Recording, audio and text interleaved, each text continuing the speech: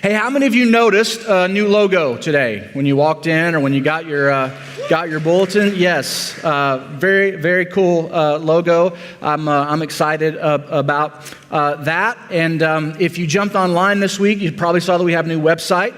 So these are all things we've been working on now for months. If you're over in the cafe, there's some new tables over there. And over the coming weeks, you will see some more new things happening out there in the lobby, new furniture and that kind of thing, because we're trying to create a space that's very welcoming for people, that's very current for people as well. And I'm going to call your attention to those things because this is all part of the process of moving in to the 5-year vision that we talked about back in January. And so I just want to remind us of this vision again, that we envision being a church where broken people can experience the unconditional love of Jesus through outstanding environments, where people can grow in grace with one another through transformational connections, and where everybody participates in bringing the kingdom of God to Liberty Township and beyond through missional engagement. So these are the 3 buckets that we're kind of working through, and working through these simultaneously.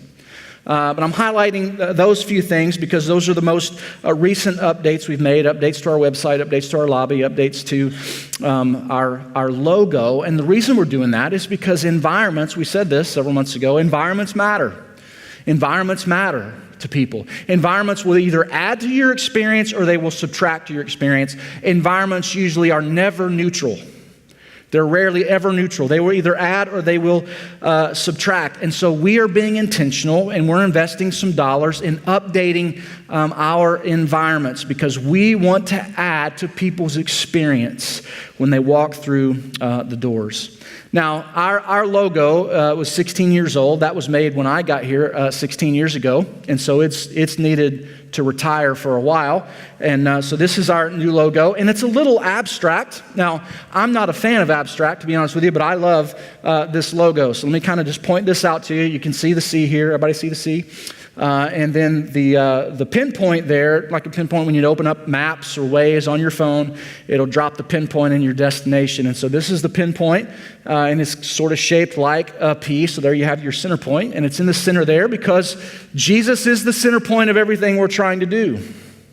Jesus is the destination that we're trying to drive people to. And so that's kind of what that logo means in an abstract kind of way. And over the next few weeks, you're going to continue to see some updates to our lobby as we bring in some new furniture. Our furniture is worn out. It's ripped. It needs to be replaced. If you saw the tables over in the coffee area, those are pretty sharp tables. We had a couple from Centerpoint that made those tables. I'm not going to tell you who it is because you're going to be wanting to place an order, okay? So I know who it is, so I can place the order for you. Let me know, and we'll go about it in the end around, okay? No, but that was really cool, so I appreciate them doing that. Those are sharp tables. So we've got a team of staff and volunteers that have been working on this stuff for months now. So can you just help me appreciate them for all the hard work they've done?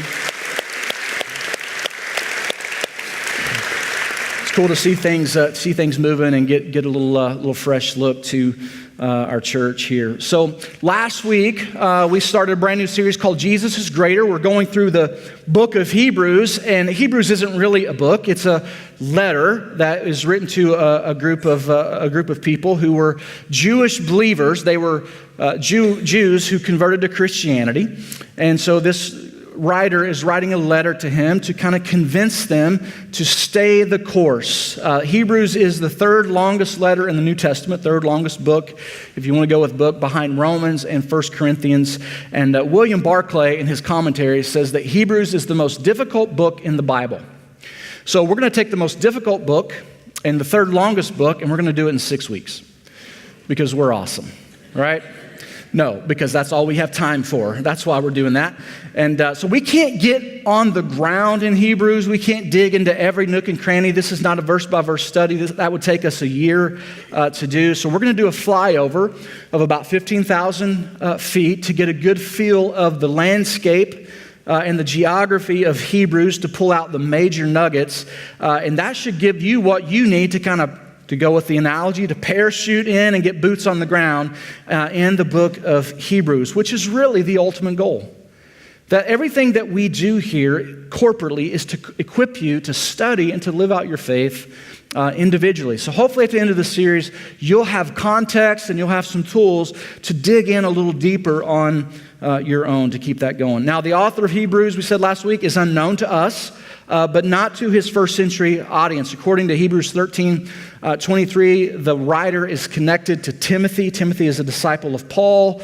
And he says, hey, if Timothy comes and visits you soon, I will come with him to see you. So that group obviously knew who the writer was, but nobody wrote it down so that we would know. What we do know is that the first century church leaders deemed this book authoritative, and they began circulating it among the churches of the day. Now, there were lots of letters that were written to churches. That's how they got their doctrine. That's how they received discipline. So lots of letters that don't make their way into our Bible. See, only the letters that were written by the original disciples of Jesus or by disciples who were discipled by the original disciples of Jesus. There are a couple of those books that make their way in to the Bible. So early church fathers gathered those letters and said, this is going to be Scripture. The Scripture will incorporate those letters written by those who walked with Jesus and their close associates then of those who walked with Jesus. So Hebrews is unique in that way since the author is an unknown to us. And so that tells us two things. One, that the early church fathers believed that this letter was written by a credible source. And the other thing it tells us is that the contents of this letter are extremely valuable to those who follow Jesus. And here's why that is. It's written to a group of people who are considering walking away from their faith. They're considering walking away from their faith. They're living in Rome about 30 years after the resurrection under a time of intense persecution. So persecution was ramping up, and now the Roman government was joining the persecution party. And now some of you, you've been ridiculed for your faith. Some of you have been criticized for your faith. Some of you have gotten eye rolls to your faith. Some of you have lost friends because of your faith. But you've probably never gotten a threat of losing your life. That probably hasn't happened to you. It does happen in segments of Christianity, pockets of Christianity around the world. Talked to a guy last service whose father is in India. He's been kidnapped 3 times. Has had multiple death threats on his life. We don't know that kind of persecution. Now, what we experience is resistance. We understand resistance to our faith. We don't understand persecution. And resistance is enough to cause some people to even question whether or not they want to sign up to follow Jesus. But persecution was causing this group of believers to sign out. All right, we're done. And so they were asking these 2 questions that we talked about last week. Is it true? And is it worth it? Is it true? Did Jesus really raise from the dead? Is he really who he said he was? And even if he is it worth it? See, if Jesus is Lord, then why is the enemy winning? Why are we being tortured? Why are we losing friends? Why are we losing our family? If God is for me, then where in the world is he? Is it true? And is it worth it? Now, you remember back to when you gave your life to Christ. And there was joy in that moment as you experienced transformation, as you experienced the richness of a new relationship in Jesus. There was excitement, there was enthusiasm to learn and to grow in your faith. You were on this spiritual high, and then life happened. And you thought, wait a minute, I'm following Jesus. Life's not supposed to happen to me anymore. I thought I was exempt from tragedy and chaos and suffering and pain. I thought all that stuff was behind me. And you probably started to ask these 2 questions. Is it true? Is it worth it? In my own journey of faith, I struggled with these 2 questions early on in my faith after going through some real difficult circumstances. I began to ask these questions. Is this true? And is it worth it? See, all of us have struggled with our faith at times. And last week I gave you an important truth, and it's this, that following Jesus won't make life easier. Right? Following Jesus does not make your life easier. There was no promise of an easy life. Jesus did not promise an easy life. The life that Jesus promised was a full life, which is ultimately a better life. So it won't make your life easier, but it will make your life better. Jesus makes you better at life, and he makes your life better because he is greater.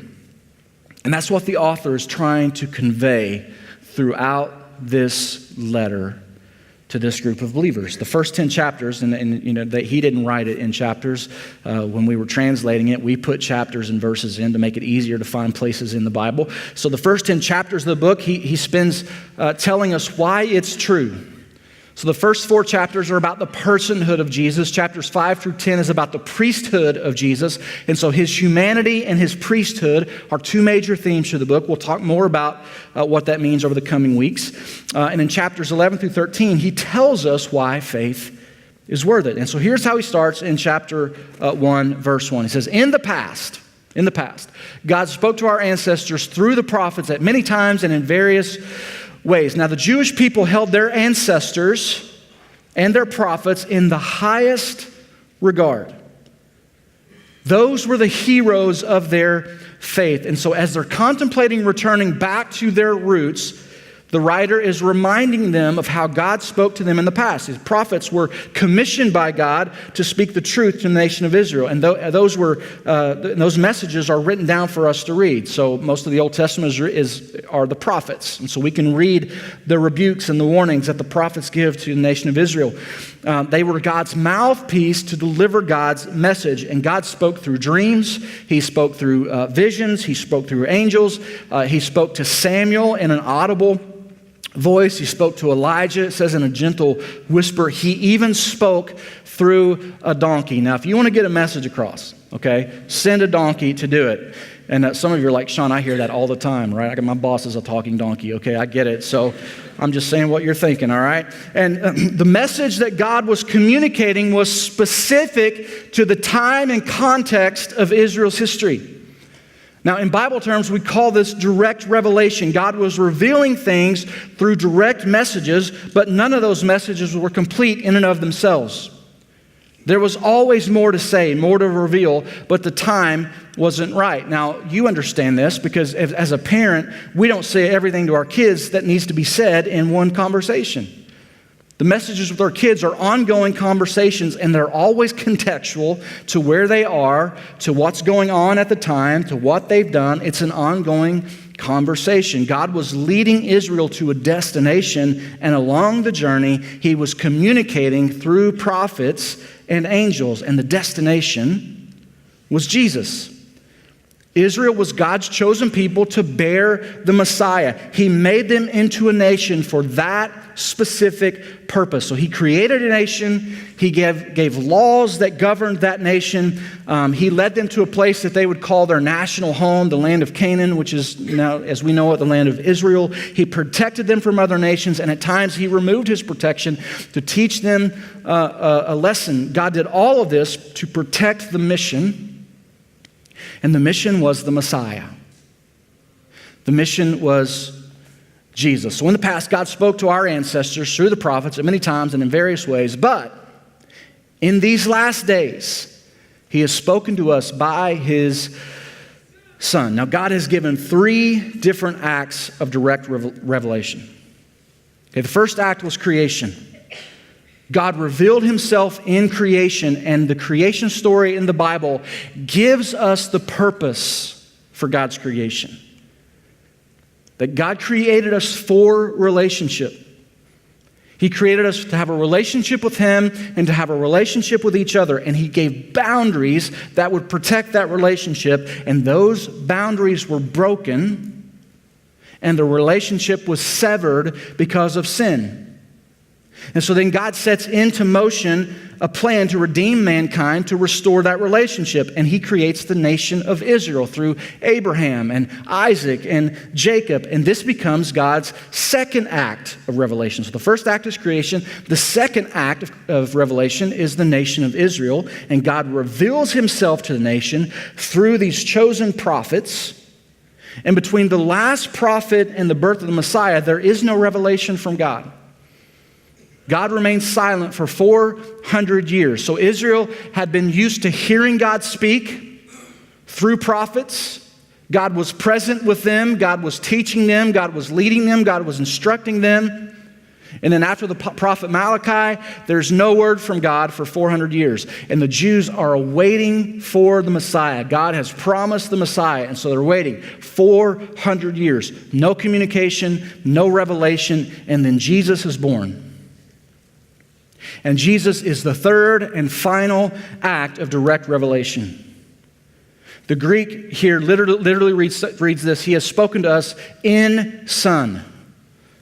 In Son. The Apostle Paul calls Jesus the Word. He says, in the beginning the Word was God, and the Word was with God, and the Word became flesh and made His dwelling among us. Long ago, God sent messengers to reveal His will. In these last days, God didn't send a messenger. He sent the message itself.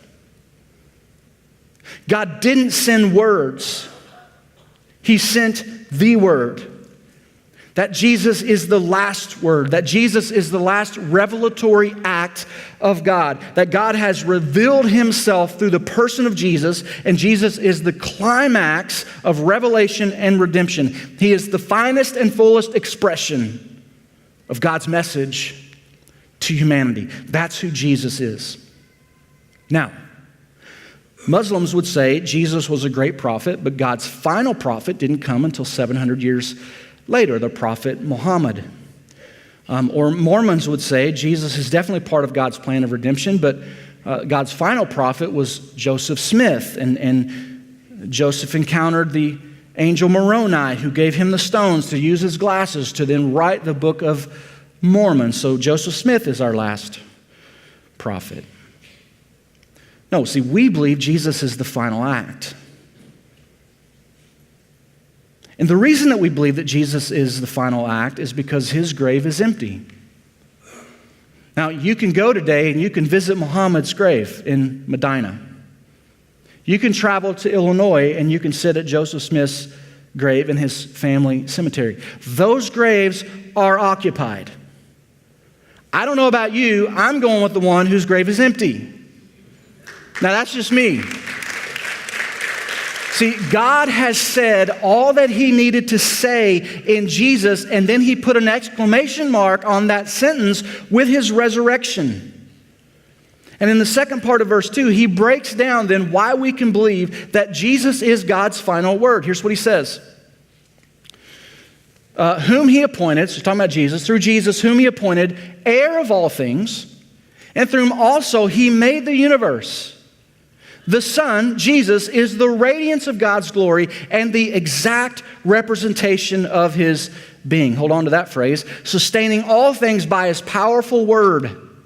After He had provided purification for sins, He sat down at the right hand of the Majesty in heaven. Now, Jesus is the heir. What do we know about heirs? Everything goes to the heir. When it's all said and done, everything goes to the heir. Jesus is the heir to whom everything will go, because He is the one from whom everything was made. He made it all. Everything macro that you can see and everything micro that you can't was sculpted by His hand. You think about the sun, okay? The sun sits 93 million miles away. You know what that means? That means that you can see for at least 93 million miles.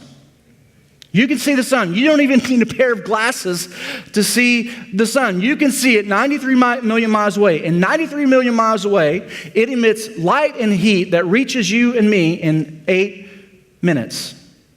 That's pretty fabulous.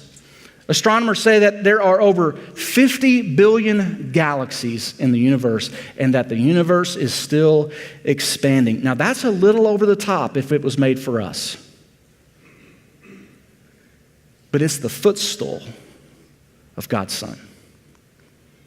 It's just about right if it were made for Jesus. He is the radiance of God's glory. The prophets reflected God's light. The angels reflected God's light. Jesus is God's light. Moses asked to see the glory of God. Remember that? Just outside the tabernacle. He said, God, I want to see your glory. And God says, you can't see my glory or you will die. But here's what I'll do for you, Moses. I'm going to place you in the cleft of a rock, and I'm going to pass by. And as I pass by, I'm going to cover your face because I want you to die. And as I pass by you, I will lift my hand so that you can see the tail end of my glory, but that's all you can see or you will die. See, that's a whole new meaning to the phrase killer looks. God has killer looks. Jesus had killer looks. How in the world did people look at Jesus in his day and not die? Here's how. God gave him sunscreen. Okay? Sunscreen right here. The first example of sunscreen. It's called skin. See, we put sunscreen on to protect our skin. God put sunscreen on. He put skin on to protect us from his killer looks. He covered up his glory with flesh. And the writer wants them to understand just who Jesus was. He was God and he was man. This is a major theme throughout the book of Hebrews. Jesus' humanity is incredibly important for us to understand. And he tells us that in chapter 2. So I'm going to skip to chapter 2 real quick.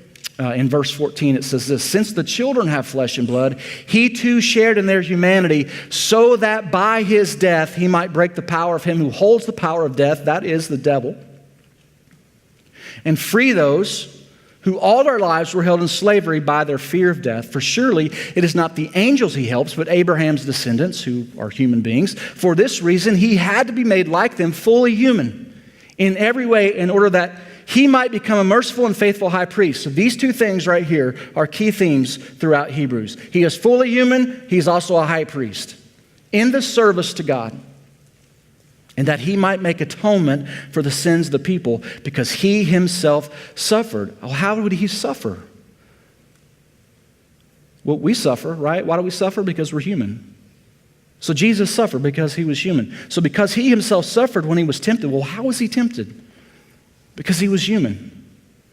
Every human is tempted. So Jesus experienced suffering and he experienced temptation, but he was able to help those who are being tempted because he identifies with our humanity. That's so key to understanding who Jesus is. That the only way that Jesus could suffer and die was to share in our humanity. That he had to become human. See, the way that Jews received atonement for their sin was to take an animal to the priest. And so God established this sacrificial system, and you can read all about it in the Old Testament. So they would take an animal to the priest. The priest would hand them a knife. They would sacrifice the animal. The priest would then take the blood of the animal and sprinkle it on the altar, and their sins would be forgiven. So the priest represented the people before God. The priest was the mediator. He was the representation. And at the cross, Jesus served as our priest, the mediator between you and God, the mediator between me and God. But not just as our priest, he also served as our sacrifice. The lamb whose blood was spilt to make atonement for us. We'll talk more about that as we move throughout this series.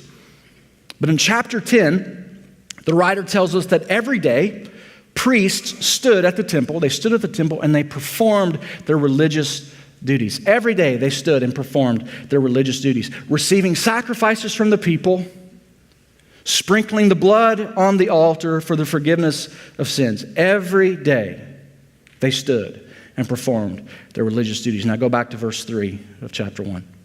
After he had provided purification for sins, i.e. died on the cross, he what? Sat down.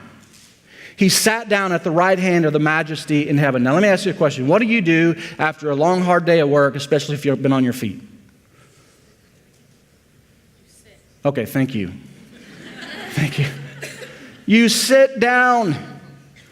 You go home and you sit down because the work is finished. Jesus, as our high priest, finished the work of atonement, and then he sat down. Every day, priests stood and performed their religious duties. But when Jesus performed his, he sat down because it was finished. One sacrifice for all time. That's why he said, he uttered these words on the cross as he took his last breath. It is finished. Salvation has been made available. See, Jesus is the prophet with the final word. He is the priest with the final sacrifice, and he is the king with the final rule. Jesus is prophet, priest, and king. He is the exact representation of God's being. The Greek word for the phrase exact representation is the word character. Now, what does character sound like? Character. Now, in Kentucky, it's character, okay? In Kentucky, we use the original Greek word, character. Just staying true to the Greek. It's got good character. It's a word used in reference to an impress made by dye or wax. And so back in those days, they used signet rings. And they would heat up the wax, and they would press the ring down into the wax, and it would leave the exact representation of the ring. So you would know that the message from this person was authentic. That was their signature, because it was from a signature ring. Jesus is the signature of God. He is the exact representation. He is the exact impression. Everything God is embodied in Jesus. That's why Jesus said, if you've seen me, you've seen the Father. I'm just like the Father, because we are one. All of God's character is present in Jesus. Jesus is God in the flesh, and he is also King of the universe. And so he goes on into verse 4 to state what is now the obvious. He says, so he became as much superior to the angels as the name he has inherited is superior to theirs. And the rest of chapter 1, he talks about how Jesus is superior to the angels. We're not going to expound on that. Then he goes into chapter 3 and he talks about Moses. And again, when he talks about Moses in the first part of chapter 3, he's making the same point. Moses led them out of Egypt. Moses gave them the law. Moses was the hero of their faith, but Jesus is greater. All of these things that God used throughout the history of Israel to communicate his intended message, from prophets to angels to Moses, Jesus trumps them all. That's what the writer is communicating. Jesus trumps them all. Let me sum it up with this math equation. We talked about math last week. X is greater than P plus A plus M equals YHWH. Can anybody interpret this? Anybody solve this problem? Yes, X is Christ. So our English letter X in the Greek is the letter chi. Chi. So Christ in Greek starts with this letter right here. And so in the Greek, the chi in the Greek became synonymous with Jesus. They would just write Jesus with an X. So Christ is greater than the prophets plus the angels plus Moses, which makes him equal to Yahweh. This is God. This is God's name in the Hebrew, Yahweh. It's spelled without any vowels. The Jews would not spell God's name with vowels because they did not want to risk mispronouncing the name of God. So it was spelled without vowels, Y-H-W-H. So Jesus is greater than all these things, which makes him equal to God. And this is the point of the first 2.5 chapters of the book of Hebrews. He's showing them that everything they're thinking about going back to is less than Jesus, which is this math problem right here, that E is less than X equals SD. Everything that is less than Jesus equals spiritual disaster. You are not trading up. You are not upgrading. You are going back to something that is now completely and utterly irrelevant. Everything that was written in their Jewish scriptures, everything that the prophets communicated was pointing to Jesus because Jesus was the point. In 5 years, within 5 years after this letter was written, Jerusalem was invaded by Rome. The temple was destroyed.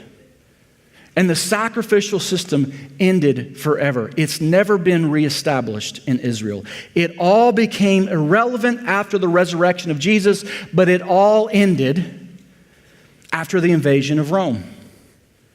Rome came in, destroyed the temple, and stones from the Temple Mount still sit where they fell 2,000 years ago. And now in chapter 2, he gives us a warning. There are a total of 5 warnings throughout Hebrews, and this is the first one. He says this: "We must pay the most careful attention, therefore, to what we have heard, so that we do not drift away. For since the message spoken through angels was binding, and every violation and disobedience received its just punishment, how shall we escape if we ignore so great a salvation?" This salvation, this gift of grace from God, which was first announced by the Lord, was confirmed to us by those who heard him, by the apostles, the disciples who walked with Jesus. God also testified to it by signs, wonders, and various miracles. You've seen dead men rise, and by gifts of the Holy Spirit distributed according to his will. He is just making the case that, guys, don't drift. Don't walk away. That's the message. Do not drift. Do you know why we drift? We drift because we get lazy, and we don't do it intentionally. We do it naturally. Because Paul says in Romans that intuitively none of us seek God. We all seek our own self-interest. We are at our core self-preservationists, and that is why they were walking away from their faith, out of self-interest and self-preservation. If they returned to Judaism, they would avoid persecution. And so the writer says, listen. Pay attention to what you have heard. You know it's all about Jesus. You know that Jesus died for your sins. You know that Jesus paid your penalty, and it's completely free. You can't earn it. That's why this salvation is so great. I hear people say all the time, and religions are all the same. You've heard that, and I think it's basically mostly true. They are almost all the same. They all involve effort. If you do this, then you will receive salvation. That's the formula for religion. Obey, and you'll be accepted. But Christianity is a totally different formula. We're not accepted because we're obedient. We're accepted because Jesus was obedient. That salvation isn't earned. Salvation is either received or it's rejected. It's either received or it's rejected. Those are the two options with this gift of salvation, this great salvation that's laid out to us. Go to chapter 5 real quick. It says this: "A son though he was, he learned obedience from what he suffered, and once made perfect, he became the source of eternal salvation for all who obey him." And this word obey here is about coming to faith in Jesus. That's how you obey Jesus. You come to faith in him. And then you begin to imitate his life. Jesus did what we could not do. He obeyed the law perfectly so that he could save us completely. Obedience is not the source of our salvation. Jesus is the source of our salvation. And we obey him not to be saved. We obey him because we are saved. See, salvation in Jesus costs nothing of us, but it demands everything from us. And the reason that so many Christians are lazy in their faith is because they have forgotten what they heard. They have forgotten how great a salvation this really is. See, we're saved by grace. We can't earn it. It is the gift of God. And when we try to obey our way to God, our life is dominated by really four things: fear, guilt, shame, and self-righteousness. So let me break this down, how this works. We fear our standing before God. Am I really saved? Is God okay with me? If you ask those questions, you ask them out of fear. Am I really saved? Is God okay with me? Have I done enough? And the answer to that question is no, you can't do enough. And then you begin to feel that. I haven't done enough. In fact, where's the line of enough? Where is the line of okay? And so you're laden with guilt. And guilt leads to shame, because then you start to realize that you feel like a failure. I can't do enough to get to God. I feel like a failure. I look at all these people who are doing more than me. And I'm not enough. Maybe I need to do more. Maybe I need to serve more. Maybe I need to give more. Maybe I need to read more. Maybe I need to pray more. And you might need to do all of those things, but you don't do them out of guilt or shame. That is not our motivation. If you give, if you serve, if you study the Bible out of guilt or shame, there won't be any joy that comes out of that for you. That is not our motivation. But we start to compare ourselves with people who are doing better than us, and we start to feel this burden of guilt and this burden of shame, and it starts to press us down. And so you know what we do intuitively? We start looking for people who are doing worse. Well, so-and-so doesn't do as much as I do. You know what? I go to church more than they. I think I serve more than. And you start comparing yourself to people who are doing less than you, and all of a sudden you feel like, I'm a really good person. And that's self-righteousness. These do not come from the Father. These come from the enemy. And Jesus has given us a better way. And when we surrender to Jesus, He replaces our fear with assurance. He says, you and the Father are fine because I made it so. I sealed that relationship up. You've come to faith in me. Your salvation is secure. I've given you the Holy Spirit as a deposit, guaranteeing what's to come. You don't have to worry. You don't have to be afraid. He replaces our guilt with grace. You're not good enough, but I am. I filled in the gap for you. There's no way for you to get to God. I paid what was left. And what was left was all of it. And that's grace. And He replaces our shame with approval. I've adopted you as my son. I've adopted you as my daughter. You don't have to live in shame. You have the exact representation of me. You are made in my image. My imprint is on you. And then He replaces our self-righteousness with humility. There is nothing I can do to become righteous on my own. I am dependent upon Jesus for my righteousness. And that ought to cause me to walk humbly every single day. And here's the thing, friends. We oftentimes live in the middle of these because there's a war going on for your soul. And God is trying to pull you over here with assurance and grace and approval and humility, and the enemy's trying to pull you that way to fear and guilt and shame and self-righteousness. And this is going to be a battle that we fight until we get to heaven. And so I just want you to know there are days when you're going to sit in fear and wonder, am I okay with God? I want you to know that's the enemy speaking to you. And you remember that Jesus settled your salvation on the cross. And if you have come to Him in faith, you need not worry. You need not fear. See, Paul says this in Ephesians 2:8-9. He says, for it is by grace you have been saved through faith. And this is not from yourselves. You didn't do this. It's the gift of God, not by works, so that no one can boast. You can't brag about what you didn't do. Jesus has done it all, and so we brag about Him. We can't boast about our salvation. We didn't earn it. We can only boast about Jesus who freely gave it. Now, if you want to know what the punishment of sin looks like, you look at the cross. That is God's wrath poured out on mankind, on one single individual, and that is His Son, Jesus. God turned His back on His Son so that He could open His arms up to you and to me. And then 3 days later, He rose from the dead to show us what victory looks like. And some people ignore that.